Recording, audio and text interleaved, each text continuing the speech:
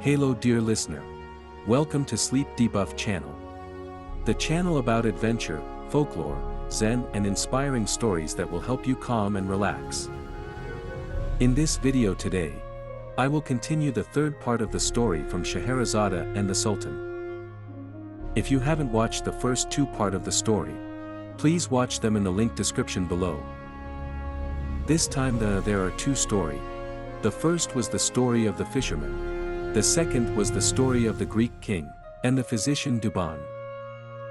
Please sit back, relax, you may close your eyes, and enjoy the story I will about to tell you today.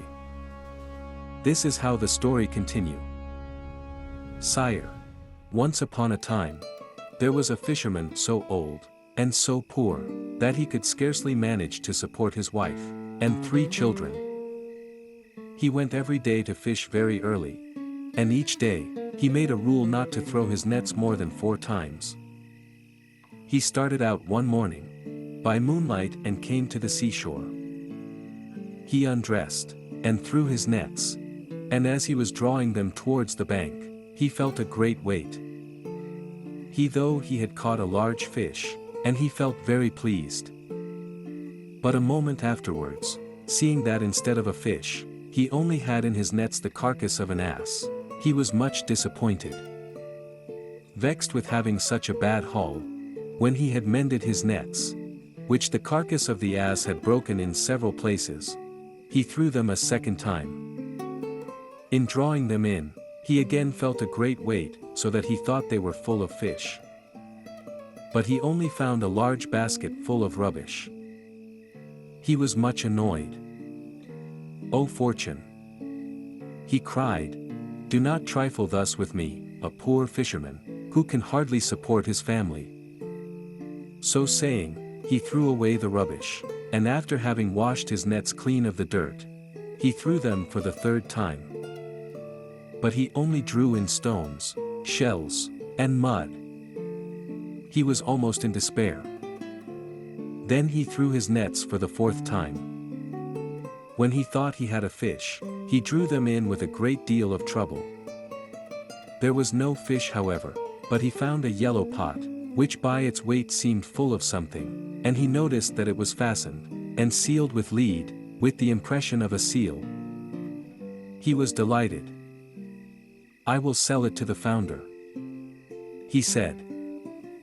"With the money I shall get for it, I shall buy a measure of wheat." He examined the jar on all sides, he shook it, to see if it would rattle. But he heard nothing, and so, judging from the impression of the seal and the lid, he thought, there must be something precious inside. To find out, he took his knife, and with a little trouble, he opened it. He turned it upside down, but nothing came out, which surprised him very much. He set it in front of him, and whilst he was looking at it attentively, such a thick smoke came out that he had to step back a pace or 2. This smoke rose up to the clouds, and stretching over the sea, and the shore, formed a thick mist, which caused the fisherman much astonishment. When all the smoke was out of the jar, it gathered itself together, and became a thick mass, in which appeared a Genies, twice as large as the largest giant. When he saw such a terrible-looking monster, the fisherman would like to have run away, but he trembled so with fright, that he could not move a step. "Great king of the Genies," cried the monster, "I will never again disobey you." At these words the fisherman took courage. "What is this you are saying, O great Genies? Tell me your history, and how you came to be shut up in that vase." At this, the Genies looked at the fisherman haughtily. "Speak to me more civilly," he said, "before I kill you." "Alas! Why should you kill me?" cried the fisherman. "I have just freed you. Have you already forgotten that?" "No," answered the Genies. "But that will not prevent me from killing you, and I am only going to grant you one favor, and that is to choose the manner of your death." "But what have I done to you?" asked the fisherman. "I cannot treat you in any other way," said the genies. And if you would know why, listen to my story.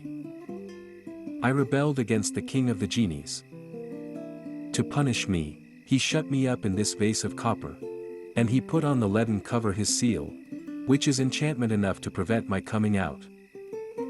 Then he had the vase thrown into the sea. During the first period of my captivity, I vowed that if anyone should free me before 100 years were passed, I would make him rich even after his death. But that century passed, and no one freed me. In the second century, I vowed that I would give all the treasures in the world to my deliverer, but he never came. In the third, I promised to make him a king, to be always near him, and to grant him 3 wishes every day, but that century passed away as the other 2 had done, and I remained in the same plight. At last I grew angry at being captive for so long, and I vowed that if anyone would release me, I would kill him at once, and would only allow him to choose in what manner he should die. So you see, as you have freed me today, choose in what way you will die. The fisherman was very unhappy. What an unlucky man I am to have freed you. I implore you to spare my life. I have told you, said the genies, that it is impossible. Choose quickly. You are wasting time. Then, the fisherman began to devise a plot. Since I must die, he said, before I choose the manner of my death, I conjure you on your honor to tell me if you really were in that vase. Yes, I was, answered the genius. I really cannot believe it, said the fisherman. That vase could not contain one of your feet even, and how could your whole body go in? I cannot believe it unless I see you do the thing. Then the genies began to change himself into smoke, which, as before, spread over the sea and the shore, and which, then collecting itself together, began to go back into the vase slowly, and evenly till there was nothing left outside. Then a voice came from the vase which said to the fisherman, "Well, unbelieving fisherman, here I am in the vase, do you believe me now?" The fisherman, instead of answering, took the lid of lead and shut it down quickly on the vase. "Now, O genies," he cried, "ask pardon of me, and choose by what death you will die. But no, it will be better if I throw you into the sea whence I drew you out, and I will build a house on the shore to warn fishermen who come to cast their nets here, against fishing up such a wicked genies as you are, who vows to kill the man who frees you." At these words the genies did all he could to get out, but he could not, because of the enchantment of the lid. Then he tried to get out by cunning. "If you will take off the cover," he said, "I will repay you." "No," answered the fisherman, "if I trust myself to you, I am afraid you will treat me as a certain Greek king treated the physician Douban. Listen, and I will tell you the story of the Greek king and the physician Douban. In the country of Zoyuman, Persia, there lived a Greek king. This king was a leper, and all his doctors had been unable to cure him, when a very clever physician came to his court. He was knowledgeable in various languages, and knew a great deal about herbs and medicines. As soon as he was told of the king's illness, he put on his best robe, and presented himself before the king. "Sire," said he, "I know that no physician has been able to cure your majesty, but if you will follow my instructions, I will promise to cure you, without any medicines, or outward application." The king listened to this proposal. "If you are clever enough to do this," he said, "I promise to make you, and your descendants rich forever." The physician went to his house, and made a polo club, the handle of which he hollowed out, and put in it the drug he wished to use. Then he made a ball, and with these things, he went the next day to see the king. He told him that he wished him to play at polo. Accordingly, the king mounted his horse, and went into the place where he played. There, the physician approached him with the bat he had made, saying, "Take this, sire. And strike the ball till you feel your hand, and whole body in a glow. When the remedy that is in the handle of the club is warmed by your hand, it will penetrate throughout your body. Then, you must return to your palace, bathe, and go to sleep. And when you awake tomorrow morning, you will be cured. The king took the club, and urged his horse after the ball which he had thrown. He struck it, and then it was hit back by the courtiers who were playing with him. When he felt very hot he stopped playing, and went back to the palace, went into the bath, and did all that the physician had said. The next day when he arose he found, to his great joy and astonishment, that he was completely cured. When he entered his audience chamber all his courtiers, who were eager to see if the wonderful cure had been effected, were overwhelmed with joy. The physician Douban entered the hall, and bowed low to the ground. The king, seeing him, called him, made him sit by his side, and showed him every mark of honor. That evening he gave him a long, and rich robe of state, and presented him with 2,000 sequins. The following day he continued to load him with favors. Now the king had a grand vizier who was avaricious, and envious, and a very bad man. He grew extremely jealous of the physician, and determined to bring about his ruin. In order to do this he asked to speak in private with the king, saying that he had a most important communication to make. "What is it?" asked the king. "Sire," answered the Grand Vizier, "it is most dangerous for a monarch to confide in a man whose faithfulness is not proved. You do not know that this physician is not a traitor come here to assassinate you." "I am sure," said the king, "that this man is the most faithful and virtuous of men. If he wished to take my life, why did he cure me? Cease to speak against him. I see what it is, you are jealous of him, but do not think that I can be turned against him. I remember well what a vizier said to King Sinbad, his master, to prevent him from putting the prince, his son, to death. What the Greek king said excited the vizier's curiosity, and he said to him, 'Sire, I beg your majesty to have the condescension to tell me what the vizier said to King Sinbad.' This vizier," he replied, "told King Sinbad that one ought not believe everything that a mother-in-law says, and told him this story. A good man had a beautiful wife who he loved deeply, and would never leave if he could help it. When he had to leave her one day for important business, he went to a store where all kinds of birds are sold, and bought a parrot.